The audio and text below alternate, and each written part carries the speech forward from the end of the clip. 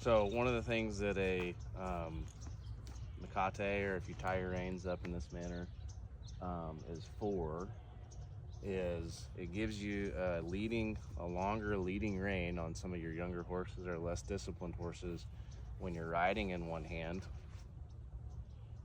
or you're roping, which you'd be riding in one hand. So what I can do to get this horse, I can slide and slide, and see how that took the slack out there. Okay, so if I'm roping and I need to get this horse bent, whether it's in a Brandon pin or running down, Mock Jesus somewhere, if I need to get a less disciplined horse bent around, it gives me the freedom where I'm not so locked in here, where then they're traveling around like the Grinch stole Christmas when it's on shorter rein. Now, the reason for putting your coils like this, there's a couple reasons that I do it. One, when I've got all this in my hand, I feel like it's a little more out of the way. It's not down in my coils. Secondly, if I go to let this coil slide, to me, it's easier to pick back up that rein right here and get back short and then go again.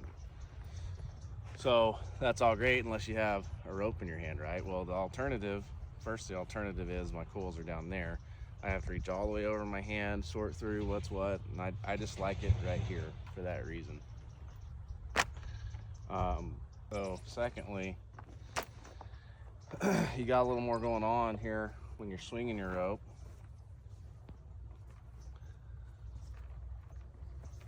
Okay, so how do you get short when you're swinging your rope? Well, what I like to do, let's say I burn this one and I've reached my horse out there.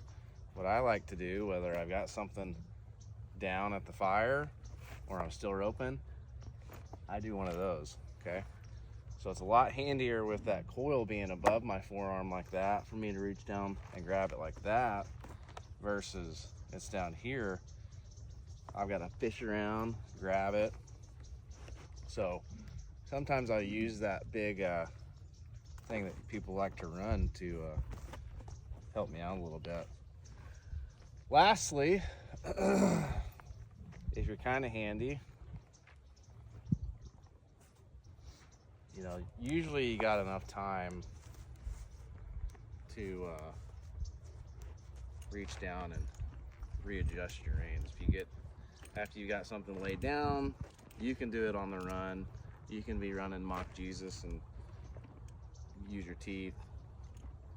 But lastly, let's say you're swinging, I don't know if I can do this very handy, and you burn this turn, slides through your hand. Well, maybe you here and then you're back here. See how I got short there? Now it's kind of not where I want it, but no one even would know you did it.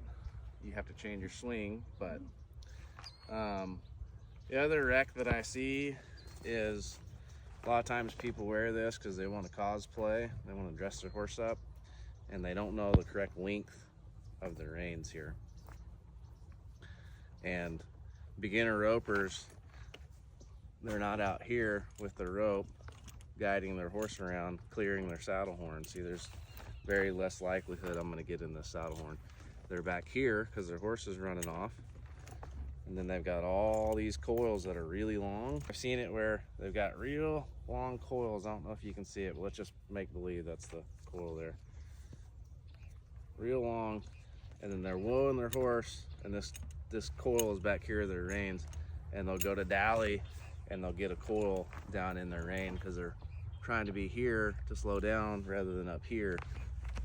So rein length is a whole nother thing, but I think that kind of explains the point of that.